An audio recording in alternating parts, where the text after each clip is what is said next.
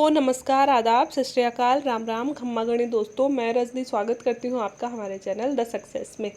तो दोस्तों बहुत सारे लोगों के आप सब लोगों के बहुत सारे एक तो आप सब लोगों के मन में संशय है कि क्या 2021 में जो एग्ज़ाम होगी, मेंस होगी, प्री होगी, उसका सिलेबस चेंज होने वाला है। तो बिल्कुल नहीं दोस्तों, मेंस का सिलेबस चेंज नहीं होगा, वही सिलेबस होगा। 90% यही चांसेज हैं। जो भी ट्वीट आते हैं उनके आधार पर, तो आरपीएससी का ट्विटर हैंडल में मैं देखती रहती हूँ, तो उसके आधार पर तो यही है कि कोई सिलेबस चेंज नहीं होने वाला है, यही सिलेबस रहने वाला है जो 2018 की मेंस में आया था। क्योंकि 2016 में मेंस का सिलेबस चेंज हुआ है, 2018 में मेंस का सिलेबस चेंज हुआ है। और अब मुझे नहीं लगता है, और मैंने और भी बहुत सारे लोगों के साथ डिस्कस किया है, तो मुझे नहीं लगता कि ये सिलेबस अब बदला जाएगा। ना ही आरपीएससी ने ऐसी कोई सूचना दी है कि आरपीएससी का 2021 में जो एग्ज़ाम होने वाली है आरएएस की, उस पर कोई सिलेबस बदला जाएगा।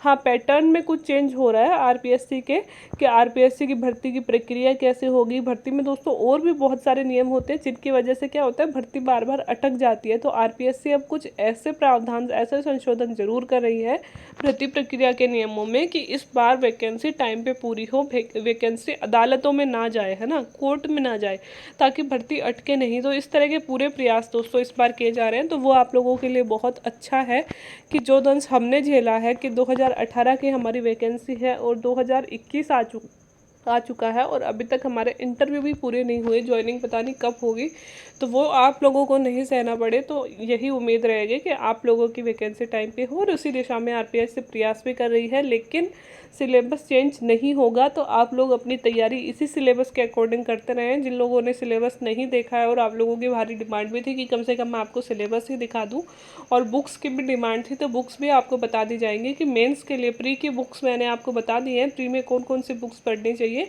और मेंस की बुक्स की अगर आपको नीड है तो दोस्तों वो भी वीडियो आपके सामने कुछ दिन में आ जाएगा।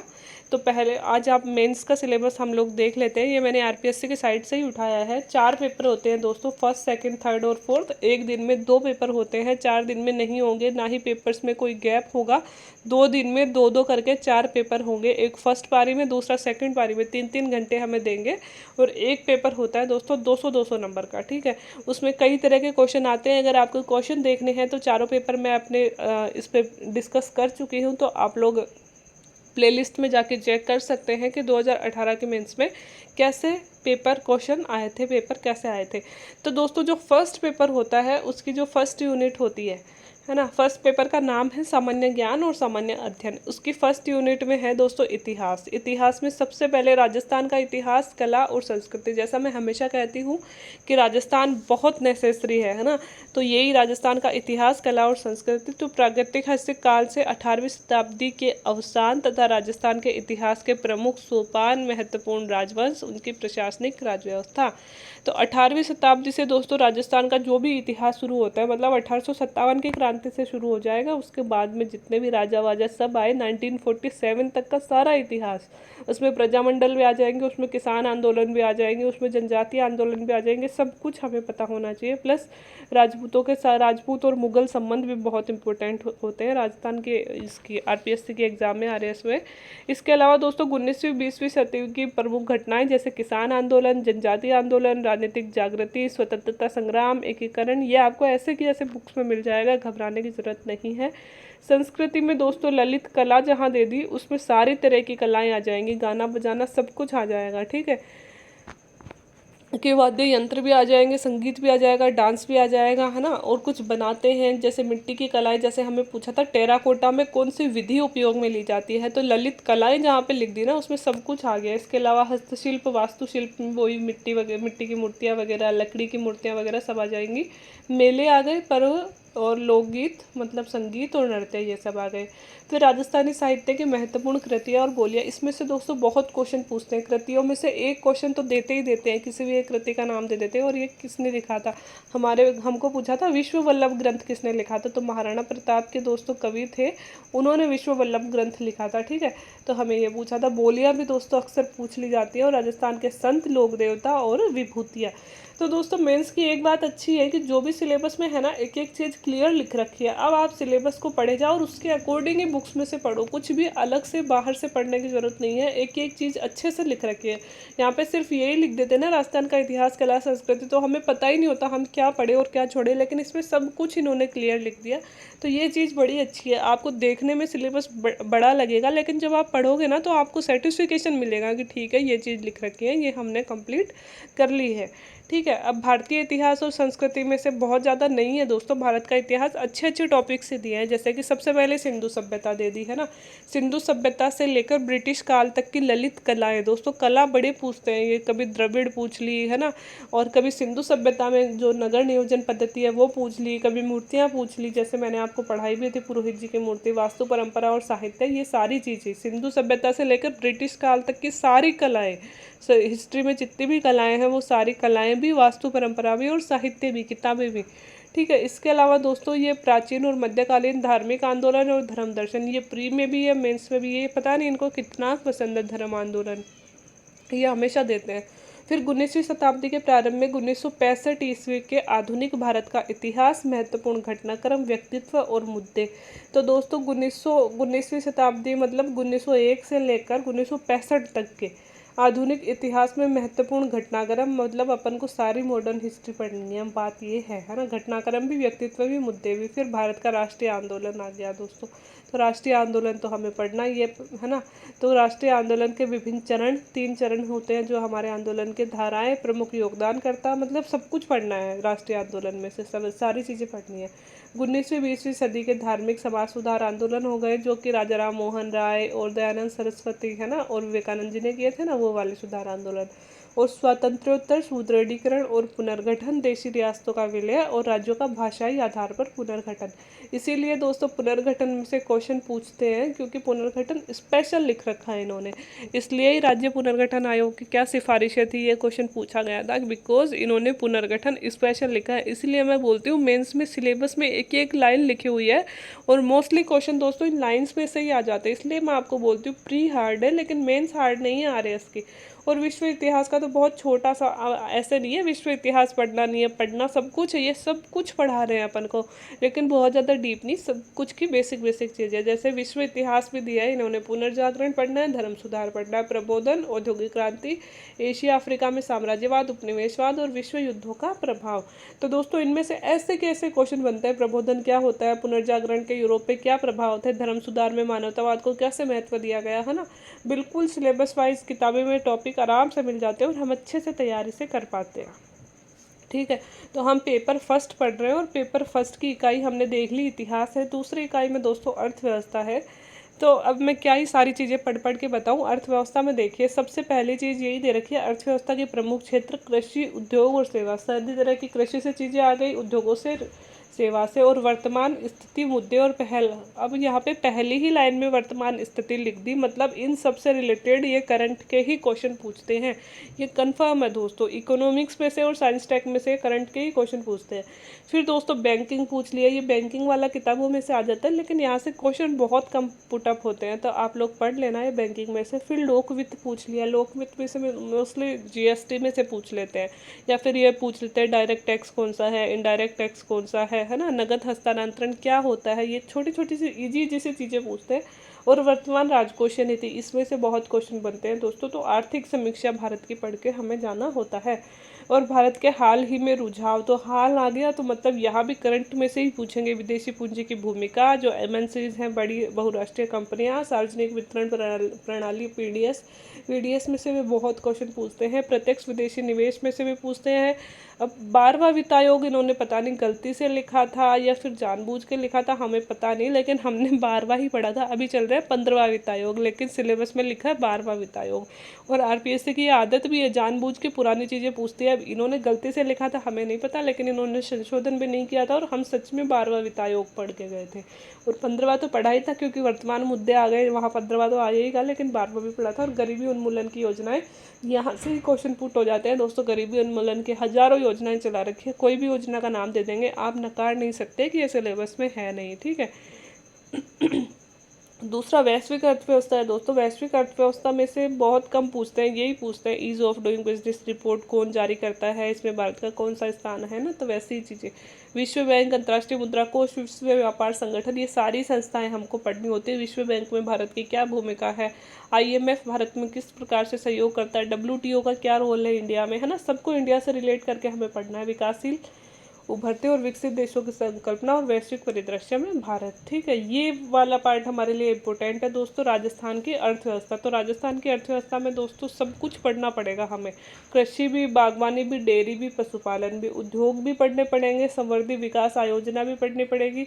राजस्थान सेवा क्षेत्र के वर्तमान विकास के मुद्दे, तो वर्तमान विकास के मुद्दे आ गए यहाँ। वर्तमान में जो भी इकोनॉमी की योजना चल रही है वो सब कुछ हमें पढ़ना पड़ेगा। प्रमुख विकास योजनाएं आ गई, ज़्यादातर क्वेश्चन इनमें से ही बन जाते हैं दोस्तों, करंट में से ही बनते हैं ज़्यादातर, ठीक है।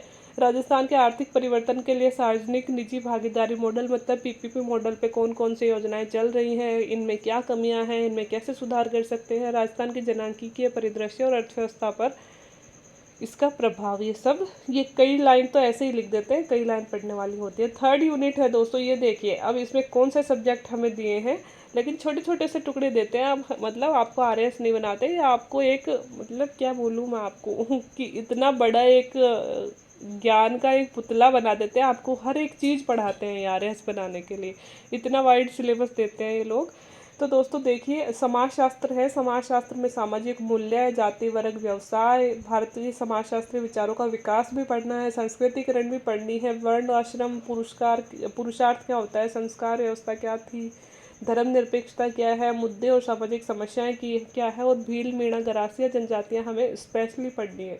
इसीलिए मैंने भील, वो करंट में है कि भीलों का अस्तित्व कमज़ोर हो रहा है, तो वो वाली चीज़ मैंने आपको पढ़ाई थी कल परसों, ठीक है। तो ये सारी चीज़ें दोस्तों हमें सोशियोलॉजी में पढ़नी होती हैं, तो ये सारी चीज़ें बहुत हार्ड नहीं है, इजी इजी है, आसानी से हो जाती हैं दोस्तों। ये प्रबंधन वाला टॉपिक बड़ा मुझे तो हार्ड लगता है, क्योंकि हमारे लिए बिल्कुल नया था, हमने मैनेजमेंट कभी नहीं पढ़ा था, लेकिन मैनेजमेंट पढ़ाते हैं। लेकिन ये सारी चीज़ें बुक्स में से पढ़ते हैं, नोट्स वोट्स बनाते हैं, तो समझ में आ जाती हैं, ऐसा कोई बहुत ज़्यादा बर्डन नहीं पड़ता। लेकिन बस सिलेबस को कवर करना थोड़ा मुश्किल हो जाता है, क्योंकि बहुत ज़्यादा वाइड हो जाता है। तो प्रबंधन के क्षेत्र की अवधारणा, प्रबंधन के कार्य, योजना, आयोजन, स्टाफ निर्देशन, ये आप लोग पढ़ लेना। ये विपणन की आधुनिक भूमिका, धन के अधिकतमकरण का सिद्धांत, नेतृत्व, प्रेरणा, अवधारणा, ये सारी चीज़ें इसमें दी गई हैं, ठीक है। लेखांकन और अंकेक्षण दोस्तों, ऑडिटिंग वाली जो ये है, इसमें भी मतलब हमें थोड़ा सा कॉमर्स भी पढ़ना पड़ता है। तो वित्तीय विवरण विश्लेषण तकनीक, हमें हमारे लिए आर्ट्स वाले बच्चों के लिए बड़ा नई थी ये सारी चीज़ें, अंकेक्षण क्या होता है, बजट के मूल सिद्धांत वगैरह, ये सब हमें पढ़ने थे। तो दोस्तों ये था हमारा फर्स्ट पेपर। फर्स्ट पेपर में देखिए तीनों तो हिस्ट्री आ गई भारत की और राजस्थान की और विश्व की। इसके अलावा दोस्तों तीनों इकोनॉमी आ गए, इसके अलावा सोशियोलॉजी आ गई और प्रबंधन आ गया और लेखांकन आ गया, अंकेक्षण आ गया, ठीक है। तो ये सारी चीज़ें फर्स्ट पेपर में आ गई। थोड़े से वाइड हो जाते हैं सिलेबस, लेकिन कुछ नहीं, जब पढ़ने लगते हैं तो हो जाता है। दूसरा पेपर दोस्तों सामान्य ज्ञान, सामान्य अध्ययन, पेपर सेकंड। इसमें सबसे पहले पढ़ेंगे दोस्तों प्रशासनिक नीति शास्त्र, एथिक्स आती है इसमें, है ना। ये बहुत अच्छा सब्जेक्ट है, पढ़ने में भी बहुत मज़ा आता है, लिखने में भी मज़ा आता है। तो नीति शास्त्र के मानवीय मूल्य, इसमें हमने महापुरुष भी पढ़े, बड़े बड़े उनकी जीवनी पढ़ी, परिवार, सामाजिक, शैक्षणिक संस्थाओं का मानवीय मूल्य में योगदान, और ऐसे क्वेश्चन भी पूछते हैं परिवार का क्या योगदान होता है ना, ऐसे क्वेश्चन भी पूछते हैं। नैतिक संप्रत्यारित्व, ऋण की अवधारणा, कर्तव्य की अवधारणा, शुभ और सद्गुण, इसमें प्लेटो और अरस्तु, पता नहीं कौन कौन आ जाते हैं, है ना। निजी व सार्वजनिक संबंधों में नीति शास्त्र की भूमिका, प्रशासक का आचरण क्या होता है, प्रशासक को कौन से मूल्य फॉलो करना है, सत्यनिष्ठता और दार्शनिक आधार क्या है, ये सब। और ये आ गई भगवत गीता, फेवरेट टॉपिक, और हमेशा बड़ा क्वेश्चन देते हैं इसमें से, है ना। तो इसमें से क्वेश्चन, गांधी जी का नीति शास्त्र बहुत फेवरेट है, बहुत अच्छा क्वेश्चन इसमें से बनते हैं और पढ़ने में भी बहुत मज़ा आता है। और भारत और विश्व के नैतिक चिंतक और दार्शनिक, दोस्तों ये विश्व के चिंतक भी पढ़े हमने और दार्शनिक चिंतक भी पढ़े। तनाव प्रबंधन भी पढ़ना पड़ता है, स्ट्रेस मैनेजमेंट कैसे करना होता है। उपरोक्त विषयों पर आधारित केस अध्ययन, इनमें से दोस्तों एक केस स्टडी देते हैं हमको, वो 10 शब्द मतलब 100 शब्दों में बड़ा, उसको हमें मतलब डिफाइन करना होता है कि आप इस सिचुएशन में हुए हैं और आप ऐसा कैसे करेंगे, है ना, वो सारी चीज़ें देते हैं। और एक संवेगात्मक बुद्धि क्या होती है, इमोशनल इंटेलिजेंस, उसकी उपयोगिता, और बड़े ही इंटरेस्टिंग टॉपिक हैं दोस्तों सारे। नीति शास्त्र पढ़ने में आपको बहुत मज़ा आने वाला है, अब दोस्तों विज्ञान है, ये विज्ञान के हार्ड टॉपिक नहीं है, बहुत ही अच्छे टॉपिक है, लेकिन पेपर में जो क्वेश्चन दिए थे ना वो थोड़े डिफरेंट दे दिए थे सिलेबस से। बाकी विज्ञान अच्छी दी है इस बार, है ना, हार्ड नहीं दी है। जैसे नैनो टेक्निक दे दी सबसे पहले, फिर नाभिकीय तकनीक दे दी, फिर दूरसंचार दे दिया, फिर विद्युतीय तरंगे दे दी, फिर डीआरडीओ। ये वाला तो दोस्तों इतना अच्छा टॉपिक था, डीआरडीओ ने क्या क्या कार्य कर रही है ना, डीआरडीओ का योगदान, इसे पढ़ने में बहुत मजा आता था। द्रव्य की अवस्थाएं, कार्बन के अपरूप, इसमें हमने सब कुछ पढ़ा था, साबुन बनाना, हीरा क्या होता है, कोयला क्या होता है, पीएच मापक्रम और पीएच का दैनिक महत्व है, ये भी बहुत पूछे दोस्तों, और शायद एग्जाम में पूछा भी था पीएच का महत्व। संक्षारण और उसके निवारण की तकनीक, उत्प्रेरक पूछे थे, साबुन और अपमार्जक और शोधन की प्रक्रिया। वैसे विज्ञान उन्होंने ऐसी दी है जो दैनिक जीवन में काम आती है, बट अच्छी थी, मतलब अच्छा लगेगा आप जब पढ़ोगे ना तो अच्छा लगेगा, हार्ड नहीं है विज्ञान। लेकिन हमारा पेपर थोड़ा डिफरेंट दे दिया था, विज्ञान का थोड़ा हार्ड दे दिया था। कितना बड़ा दे रखा है देखो, बहुलक, मानव पाचन, फिर थोड़ी सी बायोलॉजी दे दी, जैव प्रौद्योगिकी भी दे दी, है ना, फिर मानव भोजन और मानव स्वास्थ्य दे दिया, संतुलित भोजन क्या होता है, कुपोषण क्या होता है, एंटीजन क्या होता है, टीकाकरण क्या होता है, फिर मानव रोग भी दे दिए, संचारणीय और असंचरणीय रोग क्या होते हैं, फिर जल की गुणवत्ता और जल शोधन दे दिया, राज्य विशेष के संदर्भ में सार्वजनिक स्वास्थ्य उपक्रम, ये सब आप पढ़ लेना। मतलब सिलेबस बहुत ज़्यादा वाइड होता है, तो अभी से आप कवर करने लग जाओ, जो बेसिक चीज़ें हैं, पॉलिटी, ज्योग्राफी, हिस्ट्री, ये अभी से कवर करके रख दो, ताकि फिर बाद में आपको प्री देने के बाद में नई नई चीज़ें ही कवर करनी पड़े और पुरानियों का आप रिवीजन करते रहो, नहीं तो फिर बहुत भारी हो जाता है। फिर दोस्तों सेकंड पेपर में ही भूगोल है। भूगोल में देखिए, पहले विश्व का भूगोल है, विश्व के भूगोल में वही विश्व के पर्वत, पठार, मैदान, भूकंप, ज्वालामुखी और पृथ्वी की भूवैज्ञानिक सारणी। और फिर भारत का भूगोल है, भारत में भी भारत के पर्वत, पठार, मैदान, भूआकृतिक प्रदेश, ऋतु, मानसून, जल, वन और मृदा, खनिज, है ना, जनसंख्या वगैरह। फिर राजस्थान में भी वही सारी चीज़ें, मतलब सारी राजस्थान की ज्योग्राफी, सारी भारत की ज्योग्राफी और कुछ विश्व की ज्योग्राफी, ये 3 चीज़ें सेकंड पेपर में दे रखी हैं। तो सेकंड पेपर में दोस्तों क्या क्या आ गई, सेकंड पेपर में आ गया पूरा तो एथिक्स आ गया, साइंस आ गई, और थर्ड आ गई ज्योग्राफी, ठीक है। अब थर्ड पेपर दोस्तों सामान्य ज्ञान और विज्ञान का पेपर थर्ड, इसमें आ जाएगी हमारी पॉलिटी, विश्व राजनीति और समसामयिक मुद्दे, इसमें सारी विदेश नीति आ जाएगी दोस्तों।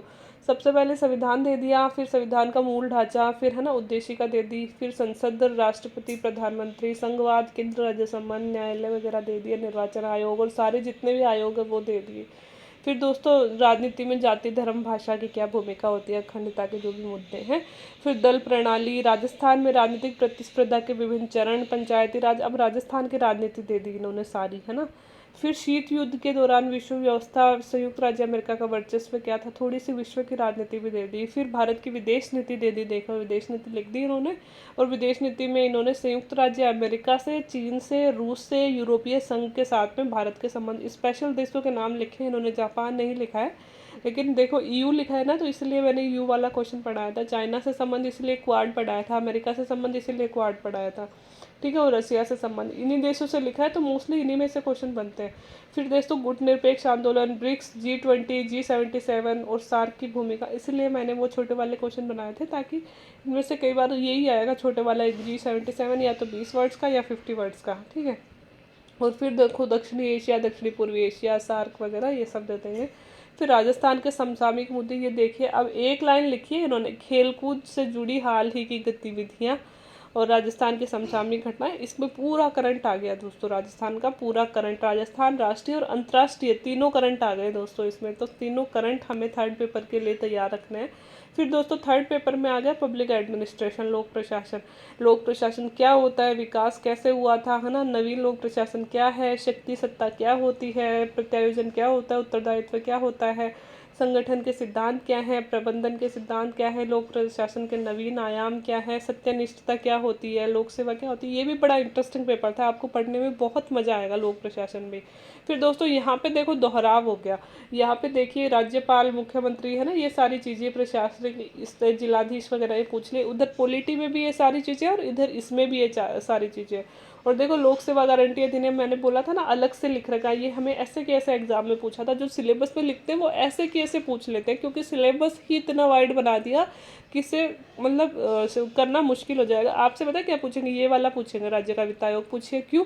क्योंकि छठा वित्त आयोग बना है हमारे 6 साल बाद में, तो इम्पोर्टेंट हो जाता है, तो इसलिए आपसे ये वाला पूछेंगे। और निर्वाचन आयोग भी पूछेंगे, क्योंकि निर्वाचन आयोग बहुत सुर्खियों में रहा है ना।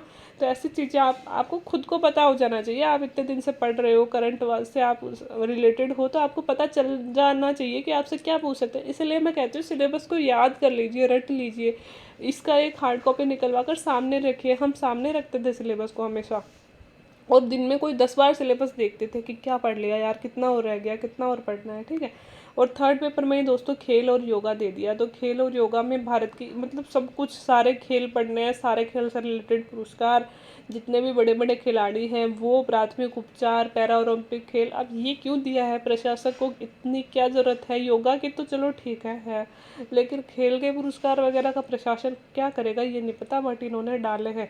इतना ही नहीं खत्म होता, थर्ड पेपर व्यवहार भी दिया है, बिहेवियर। इसमें बुद्धि क्या होती है, संवेगात्मक बुद्धि क्या होती है। अब देखिए संवेगात्मक बुद्धि उधर भी थी सेकंड पेपर में, इधर भी दे दी है ना। तो कुछ चीज़ों का दोहराव हो रहा है, तो बस इसमें इस बार इतना सा चेंज किया जाएगा, जो दोहराव वाले टॉपिक है ना उन्हें ख़त्म कर दिया जाएगा। उन्हें बस जो सेकंड पेपर में है उसमें थर्ड में से इन्हें हटा दिया जाएगा, या फिर इन्हें थर्ड में रख दिया जाएगा, सेकंड में से हटा दिया जाएगा।